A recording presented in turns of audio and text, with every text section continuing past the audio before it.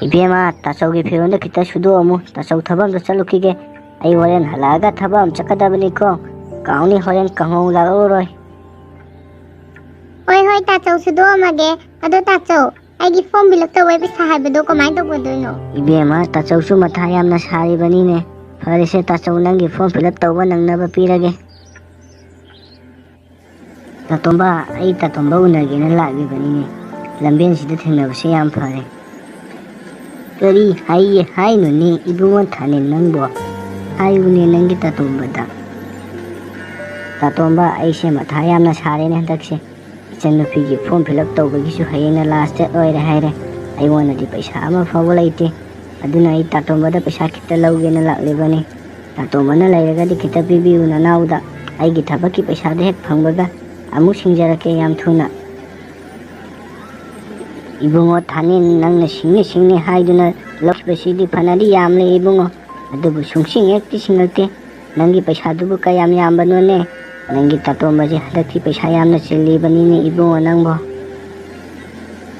Nanao su upai lite tawbani ne tatomba saubigana tatomba hantaki matang se nanao su ikaira banine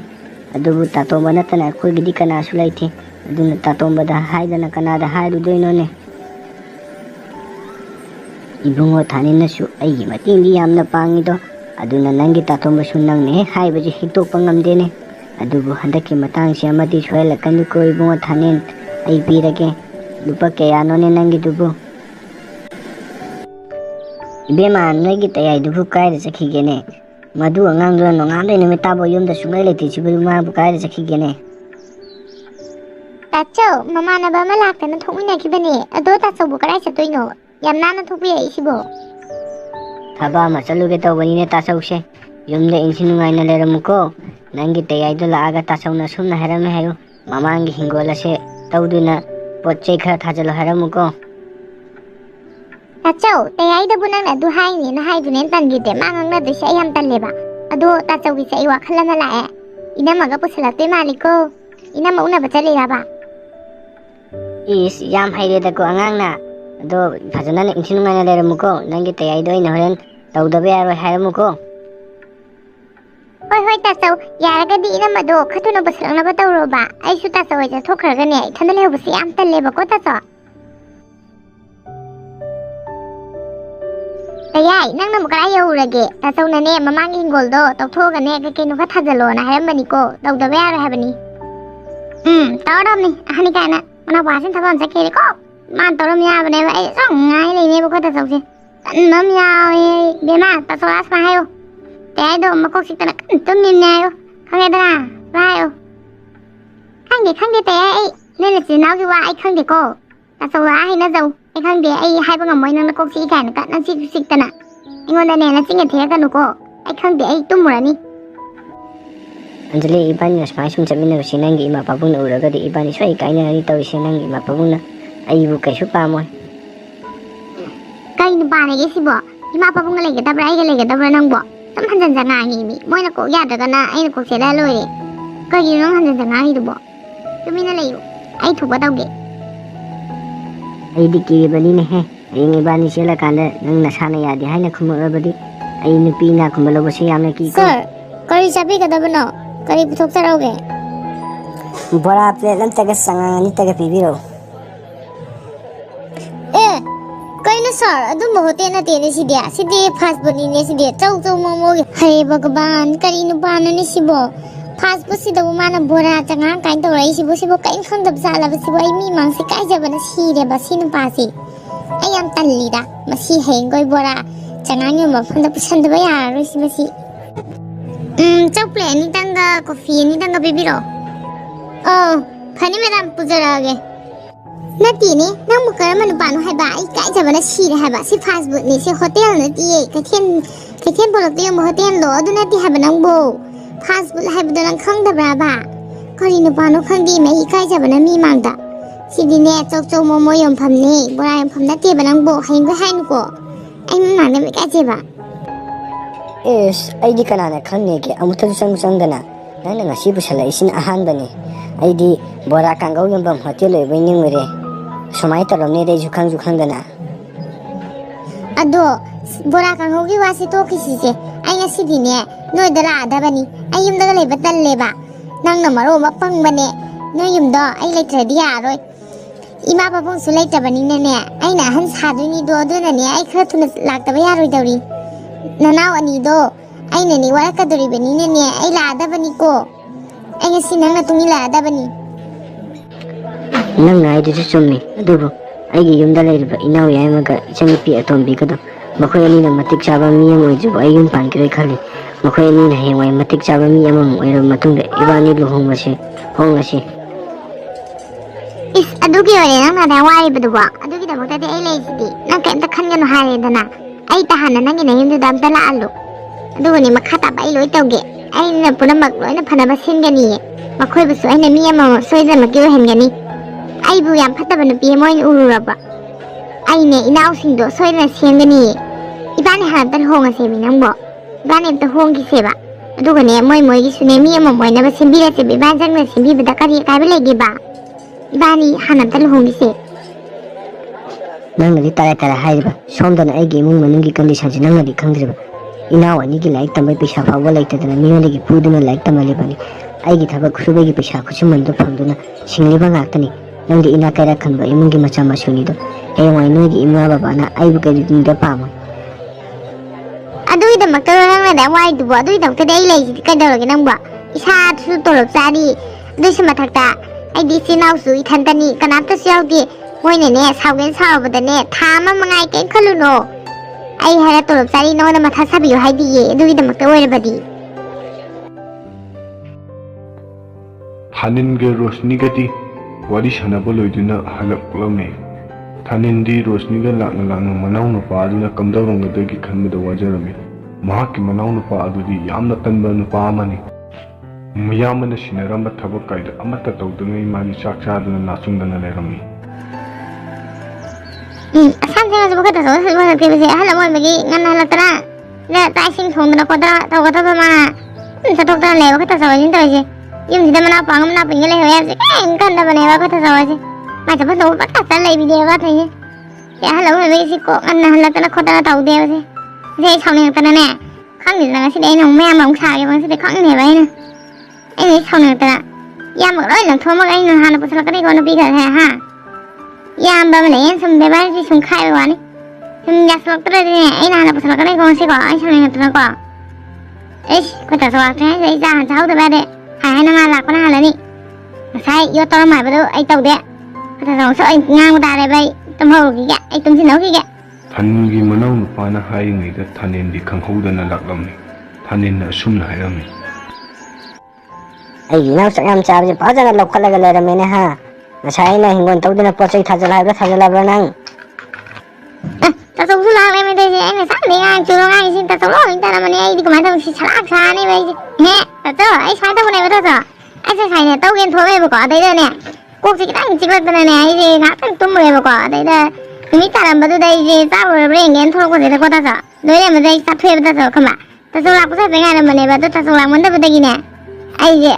khani he yari bo nang de pare aigi matheng bangbina di kanam talai tam nang di chaba thakpa khatani nang na pami ba ta chau simata thabak sujan ge khochang ge amata haide ayon de lauthok chathok tu ge nga tani sinje ko ta so gang na bi ho da ni na mi se ma gi hong na bi na mi se ho da ne ba ma na pa se ko ki ye de mi na le da na ko ta so gang na bi na mi ta ho da ni ma na pa se ko ki guli im pi se ge se de ba ba la se mu chong la ge dai ta so ai tong nang da na te mi ta so nang bo ai tong ge na de ho ga mi da na ya da ko si la tan ta ri ni ta so nang bo na na ba lai ka ga ta so ge na ba lai hai ngat na ho ga ge ta to ge ta so na na lai ta so ge da ta so kai gi wai no ta so da to de so ai to ga ni ta so ta so te ai gi se ma sin thi ni ko ai na sai ge ne ta ge ong ta ba ni ma gi se tok sin ai ba ai ngo da ne ta so la ga ne kok si hai u ta na sa ri in chali ba ni ta so mai si ma sin thi ni ko ha ji ta ne sa lo ka na ho ga lai si ni ma si ma sin am thi ta so hai no ngan ba ga ne thabak so lu ta so na sang ga ma dun ta di ne khoi te ai si ya roi ba ibungju khangida mana sumna tarongani haiba aina khanbaga mana tawbaga chap chana bani tawrise nabungse yamwa da magi da makta khanbada hayeng gairo mana tawbada basibo khoi ta so ga na be no ngang ga dum le da bani kari no khang de chai sing ta na ala moi bagi tum da khota ta ge ri lai te adu ta so 와래 밤이 강나 번데 페이고 다성나 한갑래나 할라브라 해봐도 아좀 땅이 강나 페이타서 이몽세 쌤나 타는 타박도 무슨 와래봐 아이나 스마탱 빵부도 빵함데 아이 마누가 그게 뿐만이나 또 타서 이반이 와함 당이 참동나 번데 파라바니고 ꯑꯗꯨꯝꯕ ꯋꯥꯈꯜꯒ ꯈꯟꯕ ꯌꯥꯒ꯭ꯔꯦꯀꯣ ꯅꯁꯥꯕꯨꯗ ꯃꯇꯤꯛ ꯆꯥꯕ ꯍꯥꯟꯅ ꯑꯣꯏꯒꯦꯗꯤ ꯈꯟꯗꯦ ꯑꯗꯨꯒ ꯅꯨꯄꯤ ꯑꯉꯥꯡ ꯊꯤꯕꯒꯤ ꯋꯥꯈꯜꯒ ꯍꯥꯟꯅ ꯈꯟꯗꯅ ꯇꯥꯆꯧꯕꯨꯗ ꯁꯨꯃꯥꯏꯅ ꯁꯨꯝ ꯂꯩꯔꯤꯁꯤꯅꯤ ꯅꯆꯟꯁꯦ ꯍꯥꯟꯅ ꯃꯤ ꯑꯣꯏꯅꯕ ꯍꯣꯠꯅꯒꯗꯕꯅꯤꯀꯣ ꯅꯪꯅ ꯃꯇꯦꯡ ꯄꯥꯡꯕꯁꯨ ꯄꯥꯡꯉꯛꯇꯦ ꯇꯥꯆꯧꯗꯪꯗꯅꯤ ꯍꯣꯠꯅꯔꯤꯕꯁꯤ ꯏꯃꯨꯡꯁꯤꯒꯤ ꯐꯤꯕꯝꯁꯦ ꯅꯪꯁꯤ ꯈꯪꯉꯤꯁꯨ ꯉꯥꯏꯗꯅ 따서 이장이 걸리라 이장이 그냥 걸린다 마봉 아니 내주 이장이 너무 까고 니 어디서 시험을 왜 간다서 이장이 너무 떠나 내 아무 와나 마봉 아이 실내 이자우자우나 아도 따서 거의 전지부 누빠 강나 잘라네 혼 하얀 콘 와나 오나 그 미네 너무 고자기 되는 스파워 따서 매일만 빠져간다 전주 못하는 요 짜옹 떠가 매일도 꼭 바른 거를 보도다 따서 너무 타사하더라 하얀만 봐도 꼭 타박도 원칼라고 꼭 비싼 거를 리는 따서 너무 타사하더라 괜찮아다 비서분 싹싹 토그네 ตุ้는 거다 타사하는데 하이비에다 대야이나 코디야 망아 오이저리 코디네 따서와 홍지 그네 코디 깬다 홍제 기로에 코디는 바 가는 잡은 달리저리 마가 하비라 가놓고 대야네네 아이분네 미워는 세는데 수가이디 따서 레이시디 따서 말 호나저니 대야이디 무용량 빨라니 이보야 아이스비암네 했는 지바바 너무나 미리 브라바이나 아이나 성함을 마 와칸 것은 누아지 말래네 마봉인 것은 누시가 말래네 아이 사제 따위시 애는 숨파기 다운다 누시다나 쟁이 대해 보면 암 합주니 누빠도 되네 타고타고 칼로이 짠지리 발발해 나우스네 손나 생 곰도나네 다소비네 사신 비드네네 다소 비자도 애디 오에 허벌라오라게 다소 나무에마다 원슬라니 하게드나 다소비 작티고 야래코 너희니 따님들이고 야야래 이베마 짝 뒤로 tasaug이 tasaug ngata chak charage ingna chine pothage ꯃꯇꯝ ꯈꯔꯒꯤ ꯇꯨꯡꯗ ꯊꯥꯅꯤꯟ ꯅꯨꯄꯤ ꯊꯤꯔꯝꯃꯤ ꯊꯥꯅꯤꯟꯒꯤ ꯅꯨꯄꯤꯅꯁꯨ ꯃꯆꯟꯅꯨꯄꯤꯕꯨ ꯃꯍꯥꯛꯀ ꯍꯦꯛ ꯄꯣꯛꯃꯤꯟꯅꯖꯕ ꯃꯆꯟꯅꯨꯄꯤꯅꯤ ꯍꯥꯏꯅ ꯈꯜꯂꯝꯃꯤ ꯃꯆꯟꯅꯨꯄꯤꯒꯤ ꯑꯄꯥꯝꯕ ꯃꯅꯝ ꯂꯣꯏꯅ ꯊꯨꯡꯍꯜꯂꯝꯃꯤ 자살로 이놈의 쌀장 합비랄게 자살로 하욱저보 낭보 하욱저스네 그래 자살로 보고 허렌 꼴레섰다더네 사도 야로이바 야래 이놈의 합바 누워 이놈의 수사 통나봐 떠오러 인장 하우이다 이놈의 통보세 하우다 하우 에디카리기노 컹대고 이놈아 그래 상고네 낭보 이놈의 수사나봐 떠오르다 보니 낭다 쏘우나니 낭시 내양 컹발레 내양 낭아보니고 그 자살로네 낭보 하우스 하우드스네 짝스나 코이 빵갈로리베니 짝도 그 얌자 살로네 양 끙보네 야드리바 낭따 쏘나네 낭 쌈 싸디나 낭보니고 이따이 뭐가 다서 왔자 배우네 나나 어이레게 그냥 금비답네 다서 올라오구나 때문에 싸잖아 나나 어이브리 싸빠게 그렇게 꽤 하비답네 아이디바 얘는 나찬 비시디 하네 콜레스다 뿡 아티엠 불에 드리베네 드네네 너따 쏘나네 그래 비자코 하버기 하이베니네 낭부앙아오바 ꯅꯪꯁꯨ ꯑꯗꯨꯝ ꯍꯥꯏꯗꯨꯗꯤ ꯇꯩꯃꯅ ꯅꯈꯣꯏ ꯑꯅꯤꯁꯦ ꯑꯩ ꯃꯤꯠꯇꯗꯤ ꯆꯞ ꯃꯥꯟꯅꯅ ꯎꯔꯤꯕꯅꯤꯅꯦ ꯑꯃꯅ ꯑꯃꯕꯨ ꯍꯦꯟꯗꯦꯅꯦ ꯅꯈꯣꯏ ꯑꯅꯤꯕꯨꯅꯦ ꯃꯤ ꯑꯣꯏꯅꯕ ꯁꯦꯝꯕ ꯍꯥꯏꯕꯁꯤ ꯑꯩꯒꯤ ꯏꯊꯧꯅꯤ ꯐꯥꯒꯤ ꯇꯧꯅꯦ ꯇꯩꯃ ꯁꯨꯝ ꯅꯅꯥꯎ ꯇꯩꯃꯁꯦ ꯁꯨꯝ ꯅꯨꯡꯁꯤꯗꯅ ꯐꯥꯒꯤ ꯇꯧꯖꯕꯅꯤꯗ ꯑꯗꯣ ꯇꯩꯃ ꯅꯅꯥꯎ ꯑꯝꯇ ꯍꯥꯏꯖꯒꯦ ꯇꯩꯃ ꯌꯥꯒꯗ꯭ꯔꯣ ꯌꯥꯗꯕ ꯌꯥꯔꯣꯏꯀꯣ ꯇꯩꯃ ꯍꯩꯃ ꯇꯩꯃꯗꯕꯨ ꯌꯥꯝ ꯀꯣꯏꯗꯨꯅ ꯂꯩꯔꯤꯅꯦ ꯅꯈꯣꯏꯅ ꯍꯥꯏꯅꯤꯡꯕꯗꯣ ꯁꯠ ꯁꯠ ꯍꯦꯛꯇ ꯍꯥꯏꯌꯨꯅꯦ ꯑꯩꯉꯣꯟꯗꯕꯨ ꯑꯃꯨꯛ ꯑꯗꯨ ꯀꯣꯏꯗꯨꯅ ꯂꯩ ꯀꯩꯗꯧꯕꯩꯅꯣ ꯇꯩꯃꯁꯦ ꯏꯃꯥꯟꯅꯕ ꯈꯔꯒ ꯁꯨꯝ ꯀꯣꯏ ꯆꯠꯀꯗꯧꯕ ꯑꯗꯩꯗ ꯐꯤꯔꯣꯟ ꯅꯥꯇꯩ ꯆꯥꯕ ꯁꯤꯅꯤꯡꯉꯖꯅ ꯌꯥꯝꯇ ꯂꯩꯇꯕ ꯑꯗꯣ ꯏꯇꯩꯃꯗ ꯌꯥꯔꯒꯗꯤ ꯄꯩꯁꯥ ꯈꯔ ꯄꯤꯌꯣꯅ ꯍꯥꯏꯒꯦ ꯇꯧꯕꯅꯤ ꯏꯇꯩꯃ ꯑꯗꯨ ꯍꯥꯏꯕꯒꯤ ꯑꯣꯏꯔꯦ ꯅꯪꯅ ꯑꯩꯉꯣꯟꯗ ꯌꯥꯝ ꯀꯣꯏꯔꯤꯗꯣ ꯍꯣꯏ ꯍꯣꯏ ꯁꯦꯠꯅꯤꯡꯉꯥꯏ ꯆꯥꯅꯤꯡꯉꯥꯏ ꯂꯩꯇ꯭ꯔꯒꯕꯨ ꯀꯩꯗꯧꯕꯩ ꯄꯤꯔꯣꯏꯗꯩꯅꯣ ꯐꯔꯤ ꯅꯣꯏ ꯇꯥꯆꯧꯔꯛꯑꯒ ꯍꯣꯔꯦꯟꯅꯦ ꯑꯩꯅꯦ ꯄꯤꯔꯒꯦ ꯑꯗꯣ ꯄꯩꯁꯥꯕꯨ ꯀꯌꯥꯅꯣ ꯈꯪꯗꯦꯗ ꯑꯩꯁꯨ ꯏꯇꯩꯃꯅ ꯄꯤꯅꯤꯡꯕ ꯈꯔ ꯑꯗꯨꯝ ꯄꯤꯔꯣ ꯇꯥꯆꯧꯅ ꯑꯃꯨꯛ ꯉꯥꯡꯉꯛꯀꯅꯦꯕ ꯑꯩꯅ ꯌꯥꯝꯅ ꯑꯃꯨꯛ ꯍꯥꯏꯖꯜꯂꯒ ꯑꯗꯨꯅ ꯏꯇꯩꯃꯅ ꯐꯅꯕ ꯈꯔ ꯁꯤꯟꯕꯤꯌꯣꯕ ꯍꯣꯏ ꯍꯣꯏ ꯏꯇꯩꯃꯅ ꯈꯪꯅ ꯑꯗꯨꯝ ꯄꯤꯔꯛꯑꯒꯦ ꯍꯣꯔꯦꯟ ꯅꯣꯏ ꯇꯥꯆꯧꯔꯛꯑꯒ ꯄꯤꯁꯜꯂꯛꯑꯒꯦ ꯌꯥꯔꯕ ꯅꯠꯇ꯭ꯔꯣ ꯍꯣꯏ ꯍꯣꯏ ꯏꯇꯩꯃꯅ ꯈꯔ ꯐꯅꯕ ꯑꯗꯨꯝ ꯁꯤꯜꯂꯣ ꯏꯇꯩꯃꯅ ꯑꯗꯨꯝ ꯍꯣꯔꯦꯟ ꯄꯤꯁꯜꯂꯛꯑꯣꯕ ꯑꯩ ꯏꯇꯩꯃ ꯍꯣꯏꯗ ꯆꯠꯄꯗꯤ ꯇꯜꯂꯤꯀꯣ ꯑꯩꯈꯣꯏ ꯇꯥꯆꯧꯗ ꯑꯩ ꯎꯕ ꯌꯥꯗꯕꯅꯦꯕ ꯍꯦꯛꯇ ꯉꯥꯡꯉꯦꯕ ꯑꯗꯨ ꯉꯥꯛꯀꯅꯦꯕ ꯏꯇꯩꯃꯅ ꯍꯣꯔꯦꯟ ꯑꯗꯨꯝ ꯑꯩꯉꯣꯟꯗ ꯄꯤꯁꯟꯕꯤꯔꯛꯑꯣ ꯇꯥꯃꯣ ꯍꯣꯔꯦꯟ ꯅꯪꯅ ꯊꯕꯛ ꯍꯜꯂꯛꯄꯗ ꯌꯦꯟ ꯀꯦꯖꯤ ꯑꯝꯇ ꯂꯩꯕꯤꯔꯛꯑꯣ ꯏꯕꯦꯝꯃꯗꯣ ꯌꯦꯟ ꯆꯥꯅꯤꯡꯉꯦ ꯍꯥꯏꯕꯅꯤ ꯅꯪꯅ ꯑꯩꯈꯣꯏ ꯏꯕꯦꯝꯃ ꯅꯨꯡꯁꯤꯖꯕꯁꯦ ꯀꯔꯤꯗ ꯍꯥꯏꯔꯨꯅꯤ ꯑꯩꯗꯤꯅꯦ ꯇꯥꯃꯣ ꯑꯩꯈꯣꯏ ꯏꯕꯦꯝꯃꯁꯦ ꯑꯩꯒ ꯍꯦꯛ ꯄꯣꯛꯃꯤꯟꯅꯕ ꯏꯆꯟꯅꯨꯄꯤꯅꯦꯅ ꯈꯟꯖꯔꯤꯕꯅꯤ ꯀꯩꯅꯣ ꯑꯗꯨꯅꯅꯦ ꯏꯆꯟꯒꯤ ꯅꯨꯡꯉꯥꯏꯇꯕ ꯈꯣꯠꯇꯕ ꯑꯩ ꯀꯔꯤꯃꯠꯇꯅꯦ ꯊꯝꯕ ꯌꯥꯕ ꯅꯠꯇꯦꯀꯣ ꯍꯣꯏꯗ ꯅꯪꯅ ꯑꯩꯈꯣꯏ ꯏꯕꯦꯝꯃꯁꯦ ꯑꯗꯨꯛꯀꯤ ꯃꯇꯤꯛ ꯅꯨꯡꯁꯤꯖꯩ ꯍꯥꯏꯕ ꯑꯩ ꯈꯪꯉꯤꯗ ꯑꯗꯣ ꯑꯩ ꯆꯠꯅꯕ ꯇꯧꯔꯒꯦ ꯊꯦꯡꯉꯦ ꯄꯨꯡꯁꯦ ꯌꯥꯁꯤꯜꯂꯛꯇ꯭ꯔꯦ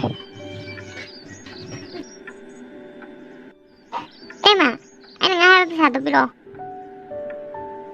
ꯍꯩꯃꯥ ꯌꯥꯏꯃꯥ ꯏꯇꯩꯃꯗꯤ ꯀꯥꯎꯗꯅ ꯅꯣꯏ ꯇꯥꯆꯧꯗꯩ ꯄꯩꯁꯥꯗꯣ ꯂꯧꯍꯧꯗ꯭ꯔꯦꯅꯦ ꯀꯃꯥꯏꯅ ꯇꯧꯅꯤ ꯅꯇꯩꯃꯗꯁꯨ ꯍꯧꯖꯤꯛꯇꯤ ꯄꯩꯁꯥ ꯑꯝꯇ ꯂꯩꯇꯦ ꯃꯔꯨꯞ ꯊꯥꯡꯗꯣꯛꯎꯕꯒꯤ ꯈꯪꯉꯦ ꯏꯇꯩꯃ ꯄꯣꯛꯃꯤꯟꯅꯕ ꯅꯅꯥꯎꯃꯛꯇꯤ ꯅꯠꯇ꯭ꯔꯕꯅ ꯀꯥꯏ ꯄꯤꯅꯤꯡꯅꯦꯒꯦ ꯈꯪꯉꯤꯗ ꯅꯅꯥꯎꯁꯨ ꯈꯪꯉꯤꯗ ꯅꯅꯥꯎꯁꯨ ꯒ꯭ꯌꯥꯟ ꯇꯥꯏ ꯄꯣꯛꯃꯤꯟꯅꯕꯃꯛꯇꯤ ꯅꯠꯇ꯭ꯔꯕꯅ ꯏꯇꯩꯃꯅ ꯀꯥꯏ ꯄꯤꯅꯤꯡꯅꯦꯒꯦ ꯑꯉꯥꯎꯕꯧ ꯏꯇꯩꯃꯅ ꯐꯥꯒꯤ ꯇꯧꯕꯅꯤꯅꯦ ꯏꯇꯩꯃꯅꯕꯨ ꯀꯩꯗꯧꯕꯩ ꯂꯧꯍꯧꯔꯣꯏꯗꯅꯣ ꯏꯅꯥꯎꯒꯤꯕꯣ ꯏꯇꯩꯃ ꯀꯥꯎꯗꯦꯅꯦ ꯅꯪꯕꯨ ꯅꯇꯧ ꯌꯦꯡꯒꯦ ꯇꯧꯕꯅꯤ ꯂꯧꯍꯧꯏ ꯅꯪꯅꯅꯦ ꯏꯆꯟꯒꯁꯦ ꯏꯇꯩꯃꯒꯤ ꯃꯤꯠꯇꯗꯤꯅꯦ ꯑꯩꯒ ꯍꯦꯛ ꯄꯣꯛꯃꯤꯟꯅꯕ ꯏꯆꯤꯜ ꯏꯅꯥꯎꯃꯛꯅꯤ ꯈꯜꯂꯤꯕꯅꯤꯅꯦ ꯅꯪꯕꯨ ꯑꯗꯨꯝꯅ ꯍꯥꯏꯅꯨꯅꯦ ꯏꯇꯩꯃ ꯅꯅꯥꯎꯅ ꯉꯥꯡꯉꯤꯁꯤꯡꯗꯣ ꯏꯇꯩꯃꯁꯨ ꯋꯥꯔꯧꯕꯤꯅꯨꯀꯣ ꯅꯅꯥꯎ ꯄꯉꯥꯡ ꯉꯥꯡꯉꯤꯕ ꯑꯗꯨꯅꯤ ꯏꯃꯥꯅꯤ ꯈꯟꯖꯗꯨꯅ ꯍꯥꯏꯖꯔꯤꯕꯅꯤ ꯅꯅꯥꯎꯁꯨ ꯅꯅꯥꯎ ꯂꯥꯟꯈꯤꯕ ꯀꯌꯥꯝ ꯂꯩꯔꯁꯨ ꯉꯥꯛꯄꯤꯌꯨ ꯏꯇꯩꯃ ꯐꯔꯦꯁꯦ ꯅꯅꯥꯎ ꯊꯦꯡꯈ꯭ꯔꯦ ꯅꯅꯥꯎ ꯄꯩꯁꯥꯗꯣ ꯄꯤꯕꯤꯔꯣ ꯅꯅꯥꯎ ꯏꯃꯥꯟꯅꯕ ꯃꯌꯥꯝ ꯉꯥꯏꯗꯨꯅ ꯂꯩꯔꯝꯃꯅꯤ ꯃꯇꯝ ꯈꯔꯒꯤ ꯇꯨꯡꯗ ꯊꯥꯅꯤꯡꯒꯤ ꯃꯅꯤꯄꯨꯔ ꯂꯥꯛꯇꯨꯅ ꯃꯍꯥꯛꯀꯤ ꯃꯆꯥꯅꯨꯄꯤꯗ ꯏꯃꯨꯡ ꯃꯅꯨꯡ ꯀꯥꯏꯅꯕ ꯏꯟꯁꯤꯜꯂꯝꯃꯤ ꯃꯍꯥꯛꯀꯤ ꯃꯆꯥꯅꯨꯄꯤꯅꯗꯤ ꯃꯃꯥ ꯑꯗꯨꯅ ꯏꯟꯖꯜꯂꯤꯕ ꯋꯥꯍꯩ ꯑꯗꯨ ꯁꯨꯡꯌꯥ ꯌꯥꯔꯝꯗꯦ ꯕꯦꯝꯃ ꯅꯆꯟꯅꯨꯄꯤꯒ ꯅꯅꯥꯎ ꯅꯨꯄꯥꯒꯗꯨꯗꯤ ꯂꯩꯇ꯭ꯔꯥ ꯏꯃꯥꯅ ꯍꯥꯏꯕꯁꯤ ꯅꯪ ꯁꯨꯡꯏꯟ ꯏꯟꯗ꯭ꯔꯤꯕꯁꯤ ꯀꯔꯤꯒꯤꯅꯣ ꯍꯥꯏꯕꯅꯤꯃꯤ ꯅꯪꯕꯨ ꯀꯔꯤꯅꯣ ꯏꯃꯥ ꯑꯗꯨꯕꯨ ꯋꯥꯅꯦꯅ ꯅꯆꯥꯗ ꯍꯥꯏꯕꯤꯔꯤꯕꯗꯨꯕꯣ ꯑꯉꯥꯡ ꯑꯅꯤꯁꯤꯒꯤꯅꯦ ꯍꯥꯏꯕꯗ ꯑꯩꯈꯣꯏ ꯅꯠꯇꯅ ꯀꯅꯥ ꯂꯩꯔꯤꯒꯦ ꯑꯗꯨꯝꯕ ꯋꯥꯗꯣꯃꯣꯅ ꯍꯥꯏꯕꯤꯒꯅꯨ ꯏꯃꯥꯒꯨꯝꯕ ꯉꯥꯛꯇ ꯂꯩꯔꯕꯗꯤꯅꯦ ꯁꯃꯥꯖ ꯑꯁꯤ ꯌꯥꯔꯔꯣꯏꯀꯣ ꯏꯃꯥ ꯍꯦ ꯄꯪꯕꯤ ꯅꯃꯥꯅ ꯍꯥꯏꯕꯗꯤ ꯐꯠꯇꯕꯒꯤ ꯍꯥꯏꯕ ꯅꯠꯇꯦꯅꯦ ꯅꯪꯕꯨ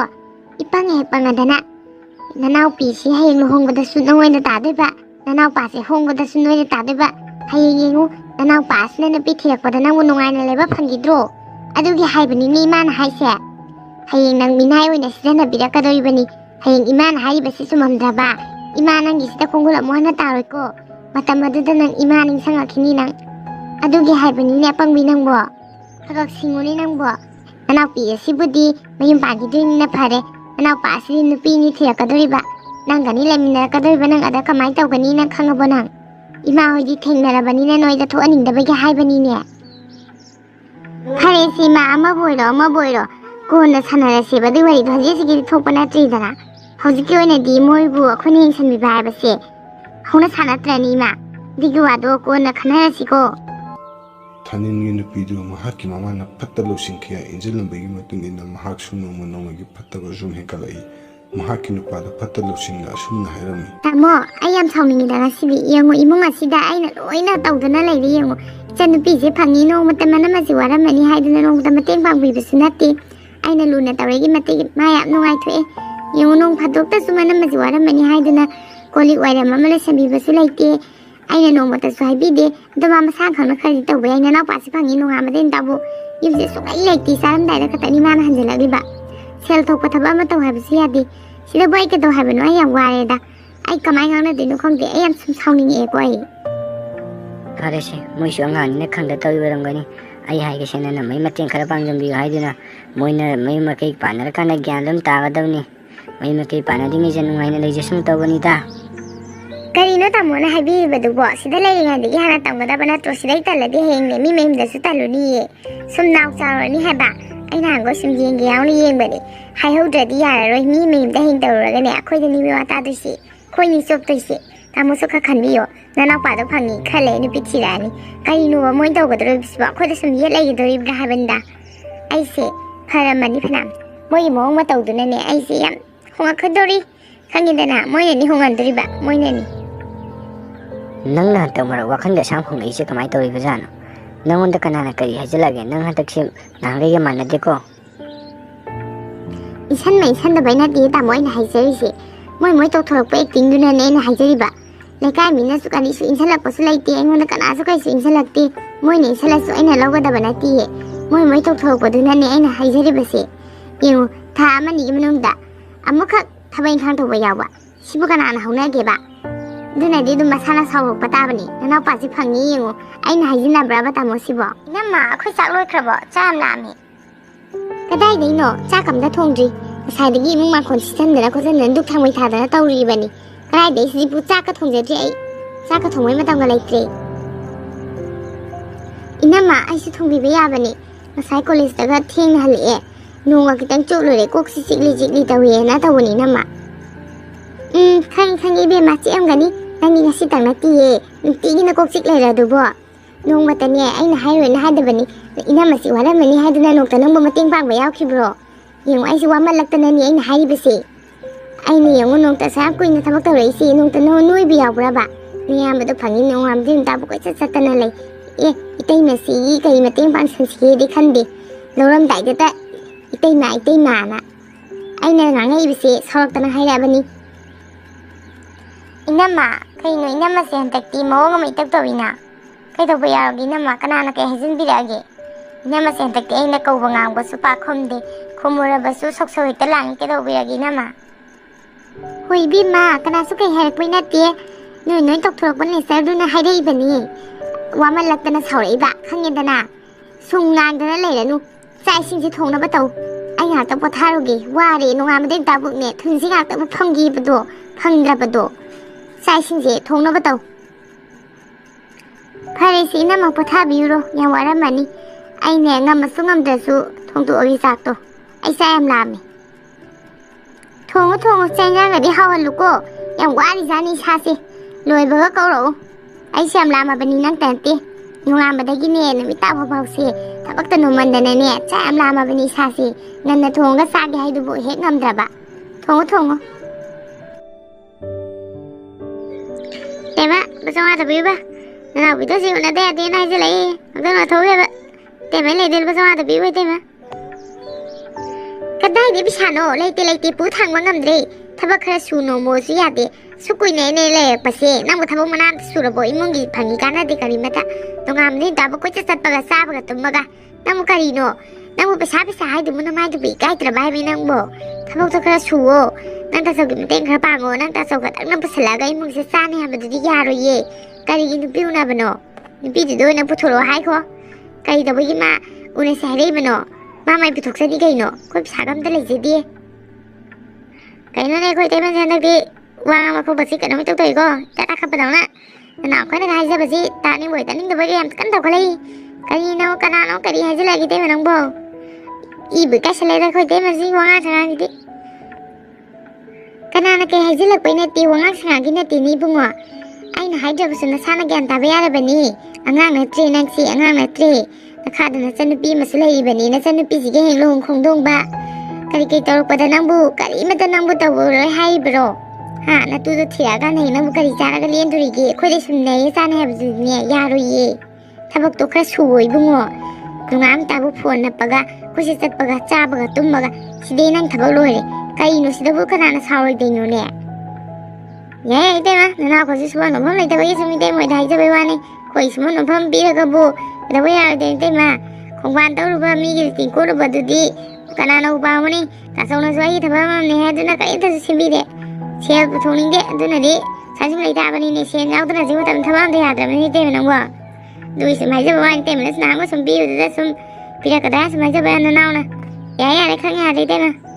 chen bi de ne ma bu ngai na kai ma ta wa ro du nga no na ro phải chalo kari gi sen no sen yau da ba ne thabam am lai ba ni tan bu dan ra di khang da na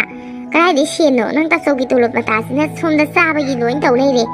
Yum này channel ba không phải là của tôi lôi đi đó na, nang ta sau khi tháo tàu nó không phải là nang gì mu cái thôn này channel ba cái gì thế đấy, ngắm nó không phải giàu rồi, cái này nó xin bị gì vậy? Ô mày tụt thôi liền nè, không được đó, cha dân, ô, chào rồi, sáng nay chào rồi vậy, ê cái này nang nằm mông solid đấy nè, cái em tao xong rồi đây mày, xong mặc khăn khăn này. Ai kem sa jati ko nang maram da kem sa jati ai nadi nang dai sum thau sa pa sida mi nadi ai gari malam ni tawi andre da ye pusi te ma su phangi na kholi nang su phangi na kholi koi si na ta ngai na kon ji nang zo yang ai gi ta pak taw da ai gi dai thum la ko kai to loi ge nang hai te ma li da na ko na pi se tan ma ta ne da lo khoi di kem ta hai ja roi bungo da ma ga da ban pi do ai di na ti ko ina kholi kai na ka Ipa thapak tawi ka na ka pung wan bido ai di tok zaroi nasibok na ngai khangla pa ta taw bre ne taramoi da nang isi na yum da kana nam na haram do mali da adu yin nang ne on da hai sai khang nge ba do noi te ma do yam phai hai dai ne phai phai koi te mai am phai handang ma si koi te ma do ka no mi tok to re be koi te mai am phai man kana na ka jam mi ram ngam di dang ti ka no mi tok to re koi na ka wa ngam na se khun ngong da kum adu na ne na nang bu sa hai di ba si Mono be like the guy and get the tan of a dough. I do Morgan and Suko and the last thing Jabi looked around some high wonder. Pain in the high spot. Number formation about never could Dame a do pay, Dame a pay, Niam Solamaga has it now. Cut the Harris book, and I don't care Hazelazan on there in heavy draw. Madame can get that on the Nana. I can't even Hana. Could it like a record? Caesar, Sigitamo, Caesar Sino. Then the sunny with Macaloni. I have Saga. Now, Palian, I say, Columbus. I basically know I come to the house. Now they command of the no, the soap, but I have a situation. Kaino, Kaisa Sahara no more solid duba. Kaino, I can't have a wagon and more solid duba. Kaino, have Camadi, Wakalam Kalim. I can send the him the man just lay. Nang Johnny go make the color sorrow. I began running the boy, push a big color, I can running the city. Is Karina Minone. She won't am loud banana. She's sunning the diner. Run you like couldn't you know where I'm sad. Nangi see, I say out of a malida.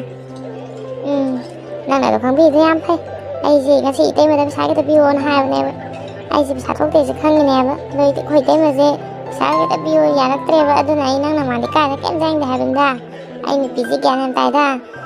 What if I out there as a man? I can't live. I'm a beautiful Punjab and I'm the level. I'm paid the coise. Though, I quite them as a moment without the river. I am that letter. How is it? Number Sarah, I don't know what it is, but I you talk about. Town go. Boy, Bunga, second attack, Gillian, when I smell the Sarah, I have a sign company. None of Bucarinunda, Ibani Unava, but I have been without in there. I had them told up for Anthony. I see so nice hand again, the Sanadi back, Kanyadana. I know, Nangarum have a say and a sign company. None of sunny with the high road. I like Terragaba. So, I am tea guy, I am tea guy, go now and go. I know, no way I'm a guy. And I have Sapaka and Nangi, while always and kind of talk. Mayam Hoi Chaba Tapoloduna, Yumium the Halatnare Aduna Mayam Part Proing be never done to like, share, and subscribe to Viramo. Haningi Machinipi to be Mahati Mashan Night Aduna, Pamung the Tunduna Lerami, Manamana Ashumna Hirami. Is go look at me. I'm a man of legacy that tum the like a lady. See only. Hey, Hogolo, that drain a go say, Nanguni, Hogolo. Inama, I should pay again up to me dana. Cook sick it out and hippany, no sazukas, yamas habasida. Pay again, ye, Tamamodum. Daddy no namana, they so what on is bo. Hoi be ma, so I'm lang with the hand vegan war. Lang never sooner than Silaga. Tombi Takbi the Nalo be the Nasari, the Nat, the Ping was some, but the new Sukato, but I had the one, could you Tomaga Sandy, and when the Tomaga Labido, Kang and Aquading out of Tunsi, Leba Makata, the near Pangab sing of the Jabba, then a Kodini, I'm sounding ye. Zabaga, Tomaga Tapagan, and it's in an hour I know I see. Nayam Basnay, Unungan Bacop is second, it's Zabba Jataboy. See, no hungry gay, you know. No would say single in a Rene, Pump on the hip and a lumber in a river. Now I am a funny TV and do not let her away. Send on behind it, Tom do not let her away. Glad they know, Tong the Sakamata. Send a bit of the Krahamia to Sakongona. Sakane, I told Gamza, Rashini, while in Nogam Dawonet, Tunzilita was hungry, more Tumbaga Sabaga Tapaga. I knew not the more Hippotaza. Sundre Bakudi Sakomaga to Sundre. The son of Peter the near Haburo. When you ban a pantro, say it not an estate down. Don't labor Mong Sacarino. Nanguna Howdy, Centre Bishop, one bear the court bear the Centre Big Democta Aile, Citigani, and High of Dining. None don't labor Mong Watoshi, and Anxious in the conquer the can Numero. None a wire running day. None Santamaka on Taurabina, no one a canani, Carigari in Jambia. Madame, I be with the war. Carinova. And I sing Nanunga, Bucarino, my motor tropanis, and in a high set. I'm hanging the high brabasibo. Young's the lamina, the Manama Magi, Matin Panavazi, a Santa and a drop. Carino Tamona be the one I see it 20 now, don't solve what happening. Nunchung Nangan, chasing the tone of a torso. I think a shy office to Duke M. Javanate, Cooksy, Nowling out with Tawina. I chuck Lamone at Javani. Chaka Salamai, Balam, not a Ruja Togi. Taningi Manipur, Yamna Patavan P. Makni. Mahana Mahaki Machan Peter, Tatana Lakin in Silami. Taningi Machin P. Shoe. Matang Karagitum the Mahaki Manama Vimio Mine Kamang of the Nation Kiram, mana fatribagi maram asisu mahaki mamana insinbadagini machanupi chingkhibagi hangba lakpa saduna machanupi da machanupi luhongbagi paisa puthoktanaba tatana insilami ibema nachanupi phangi chele hojikti yengo noina wana mahi tamdana kholana tawrido mahi chaba phangdana chele dana luhong khongdo mu yaiba ma mu yaurani nang kam tawdori aina haidro imana haidro nang imana habasi illuni nangbo khangde de ima aisu kokse yang ngawre kari haigadabana ai gyan tatre imungside yengo khoi tamona ngakani tawriba hotnariba mayamse kari haigadabana ai kokka ngawsile ima phainamsu hairabani ngangabani du mana hojik chengrabani na hongdi hongdaba yaroi hong tabani napa mayumdagi sel khalaroga hongtokhiba tabani aidi piningai lejadiye piroi ongon gamta he apambi adudi nang hekta harga yagadaba natene mabung ani siga tanaro dudugane moi gi wado tatho dudugane kari hainagi yengo nang nupado aduda hayo ibema nang nupada hayadine thabakse loi thokani nang nupana ni yadaba nang khanjaribado yaroi khangedana imana aise nang bap taredana yengu sangadariba mayamsi yengu lohongbudana kayama awung tamda peroi nupi mathandani harakani mabung ani sina masani leba madinang kamai tawni imana aise nang gyan khatau koi bema nang nupado singnaba nang nupado da hayo bema nang nupado ngata na haijallo karigi yada yabro nang na haibadabo hoi ima ai haiduna yengage ai korang ngarabane heje du khanbadane ahinga tamam ta khangrabane aise amarom dadi ne asilu hongkiduise amarom dadi wayam sangraba magi changadre polam yam sikine khanbai wani ima pharese bema nang se thabai nga khalo salo nahale dine thilani na chanupi domo khangdre kari no hainaro imadi chatlagi ko masakadu yening deba imadi ne yumda nungaina lejauragi bema noisdaga yam kui lejaningde masak singje ubudane ai yam hina deba phare thabai nga dolo senja horoko ima yawna batawrage phone da ba hongra si maisa hoi ima pharese nasu yawna batawro thengina bane mamde asidane yumi ho aisune imungi thabak kita lo sangige kari no hore ne moi ta zawla ne hainaragi ma kai khangdebi na sakte ningde ne harau da na su tawri lohong de kai khanjari rona imung sida leitiba khotiba sidi kari meta khandine chelabani lohong adabani au boja biradabani sine karana kari thobidorige chaningai bulaitraba kasida nange umpur biba kaina khole jede khangedana yamna wada yamna ningaga ne kaida no masalaga nai biuroi bi khu sadaga dini yetpira anu chana bhabone hawa chaba phangjadri nangi lohongodi lairadana ne khangedana kai nei na mananga birbo wanga sanga duba kari no bai na mananga birba dubo tabada yam nungai jadi thaba ma sabina ubdagi thengudagi chenbai wani sibo aina chening dan chenba khara bap ta na habira di phadawni inama se kana mai tawre kari no bai na mananga singa birba dubo ai tabada nungai jadi ai lohongda sune kaso kai bele jadi ina moina leitradi ai adula ne kari mata haijaroi lohongda ya de haidi inama hoi bema sithekta khummi ne yam harau bai wani nangse lohongda bani sini ne nasin khum saradana namai de thajlakani nang sita saradana he imung de sai ba kholi ba map se lo suluso sai de ne lohongba adu da yuwa ga puslakanu ko amuhana palakano ina kongda adu ga ne songi ne mi ga de am toi la angenu ko ai saujalakchani hai sini longi lohongba dilai ne seng bawa ne wani ngai psari tadana ne mingone pu budana walai rabani khangedana nang ta sogi ne tolop su phangda kuide nang su khangi na tro nasam ne ba tai do pharabani yam ngang na rusi sida chenne pisisu lohong sena haidokre duga aige tolop phangdiba mata asiga karino baina tawdise migi sandon toleba mayam asiga lohongda basu yaro ichan se mathandani taja tarok ti hongba yaro ichangi namakta karino neina tawgada basiba karino tamo mathandana kok sabe yabro tamo mathandaro mayam basibo kana bayai masisune khara hayo thi kholona lohongni na haga saisun tawle yabro chaningai bulai tragan sida mai lohongbadi laidana khangdi ai gyaram ta de hasni ko ai am sauni hasni ma bai am tamande adu ega ni lohongbasi khara yam ye thokpi ko pisado am dale tana kai di lohongbo no hijikbo ꯂꯨꯍꯣꯡꯕꯩ ꯋꯥꯒꯗꯣ ꯑꯝꯇ ꯄꯟꯕꯤꯔꯛꯑꯅꯨ ꯍꯥꯏꯁꯤꯅꯦ ꯑꯩꯅ ꯅꯪꯁꯨ ꯑꯗꯨꯃꯥꯏꯅ ꯍꯥꯏꯅꯨ ꯑꯗꯨꯃꯥꯏꯅ ꯍꯥꯏ ꯌꯥꯄꯣꯠꯇꯦꯅꯦ ꯑꯩꯅ ꯏꯃꯨꯡꯁꯤꯒꯤ ꯑꯍꯟꯅꯤꯅꯦ ꯑꯍꯜ ꯑꯗꯨ ꯑꯣꯏꯔꯕꯅꯤꯅ ꯑꯩꯈꯣꯏꯅ ꯇꯧꯐꯝ ꯊꯣꯛꯇꯕꯔꯣ ꯏꯅꯥꯎ ꯌꯥꯏꯃꯁꯤꯅ ꯀꯗꯥꯏꯗꯒꯤ ꯄꯩꯁꯥꯅ ꯃꯥꯅ ꯊꯤꯒꯗꯕꯁꯤꯕꯣ ꯃꯁꯥꯒꯤ ꯀꯣꯏ ꯆꯠꯄꯒꯤ ꯈꯣꯔꯁꯥ ꯄꯁꯥꯕꯨ ꯄꯨꯕ ꯉꯝꯗꯕ ꯏꯅꯥꯎꯁꯤꯗ ꯃꯆꯟꯒꯤ ꯂꯨꯍꯣꯡꯕꯩꯗꯃꯛꯇ ꯄꯩꯁꯥ ꯀꯃꯥꯏꯅ ꯊꯤꯌꯣꯅ ꯍꯥꯏꯔꯨꯗꯣꯏꯅꯣ ꯅꯪꯁꯦ ꯕꯥꯞ ꯌꯥꯝ ꯇꯥꯒꯟꯗꯦ ꯇꯥꯃꯣ ꯃꯣꯏꯕꯨ ꯑꯉꯥꯡꯂꯣ ꯁꯨꯝ ꯇꯥꯛꯅ ꯂꯩꯈꯤꯗ꯭ꯔꯣ ꯃꯁꯥ ꯃꯁꯥꯅ ꯚꯥꯞ ꯇꯥꯕ ꯌꯥꯔꯕꯅꯤ ꯑꯩꯈꯣꯏꯅ ꯍꯥꯏꯅꯕꯒꯤꯅꯦ ꯃꯊꯧ ꯇꯥꯗ꯭ꯔꯕꯅꯤ ꯃꯁꯥ ꯃꯁꯥꯅ ꯚꯥꯞ ꯇꯥꯗ꯭ꯔꯕꯅꯤꯅꯅꯦ ꯑꯩꯈꯣꯏꯅ ꯍꯥꯏꯒꯗꯕꯅꯤ ꯑꯗꯨꯃꯥꯏꯅ ꯁꯨꯝ ꯇꯥꯃꯣꯅ ꯁꯨꯝ ꯀꯟꯈꯠꯄꯤꯔꯒ ꯃꯣꯏ ꯁꯨꯝ ꯅꯥꯎ ꯆꯥꯎꯔꯛ ꯇꯥꯕꯅꯤ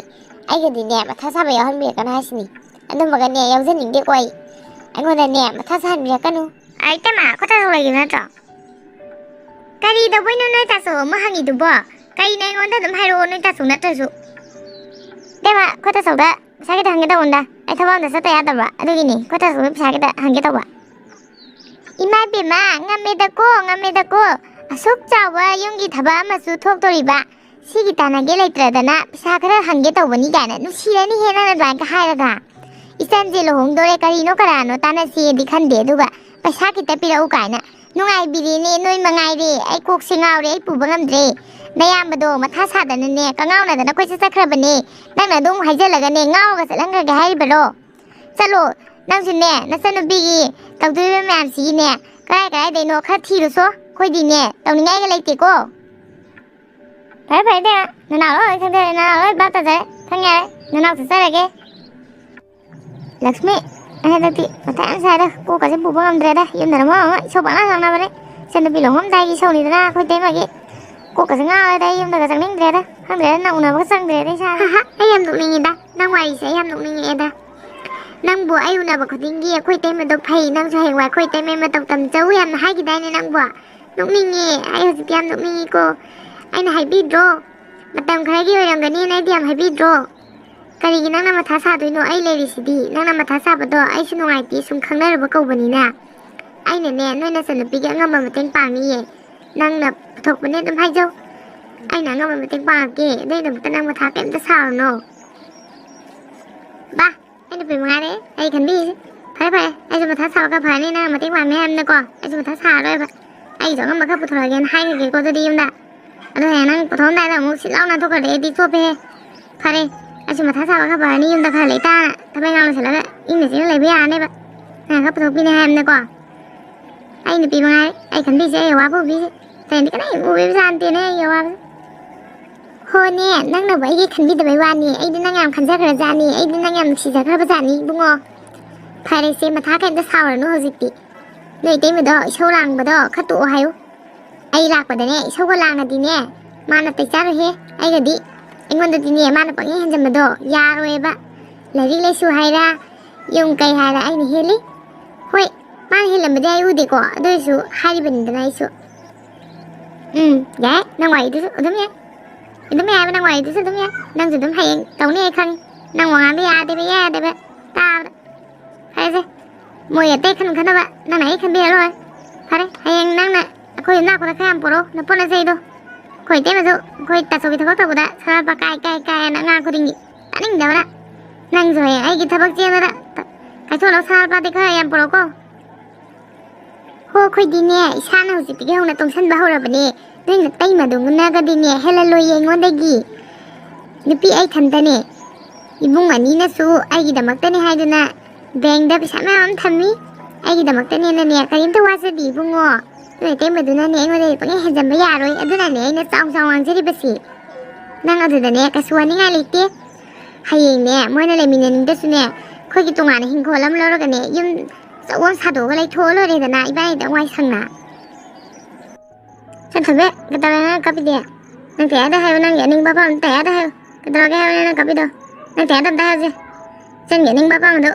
ꯅꯪ ꯇꯌꯥꯗ ꯍꯥꯏꯗ꯭ꯔꯦ ꯀꯅꯥꯗ ꯍꯥꯏꯒꯦ ꯍꯥꯏꯅꯣ ꯇꯦꯝ ꯊꯥꯖꯗ꯭ꯔꯗꯤ ꯑꯣꯏꯔꯣꯏ ꯃꯊꯥ ꯁꯥꯏꯅꯤ ꯍꯥꯏꯅ ꯑꯗꯨꯝ ꯇꯧꯔꯦ ꯌꯥꯅꯤ ꯅꯪ ꯇꯌꯥꯗ ꯍꯥꯏꯌꯨꯁꯦ ꯆꯟꯒꯤ ꯑꯄꯥꯝꯕꯗꯣ ꯀꯩꯅꯣ ꯆꯟꯅ ꯌꯥꯝ